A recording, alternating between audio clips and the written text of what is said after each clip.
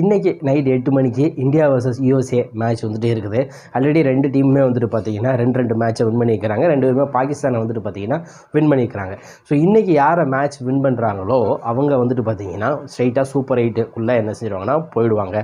So இதில் positive அப்படின்னு யாருக்கு தான் இருக்குது அப்படின்னு பார்த்தீங்கன்னா நம்ம இந்தியாவுக்கு இருக்குது. பட் யூஎஸ்ஏவை நம்மளால் குறைச்சிலாம் என்ன செய்ய முடியாது, எடை போட முடியாது.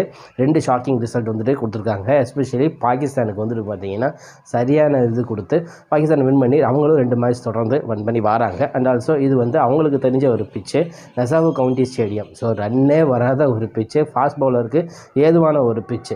ஸோ பாகிஸ்தானுக்கு அகெயின்ஸ்டாக த்ரில்லிங்காக நம்ம வெற்றி அடைஞ்சாலும் பேட்டிங் நமக்கு வந்து பெரிய ப்ராப்ளமாக இருக்குது. இது எல்லா டீமுக்குமே இருக்குது. பிகாஸ் ஆஃப் அந்த கவுண்டி ஸ்டேடியம் வந்து அப்படி இருக்குது. ஸோ இன்றைக்கி மேட்சை யார் வின் பண்ணுவாங்க? பிச் ரிப்போர்ட்டை பொறுத்த வரைக்கும் பார்த்தீங்க அப்படின்னா மழை அந்த மாதிரிலாம் எதுவும் கிடையாது. கிரவுண்டு நல்லா இருக்குது. எனக்கு தெரிஞ்சு இந்தியா சேம் டீம் தான் வந்துட்டு விளாடுவாங்க. பட் யூஎஸ்ஏ இன்றைக்கி வந்துட்டு அதிர்ச்சி கொடுப்பாங்களாங்கிறத வெயிட் பண்ணி தான் பார்க்கணும்.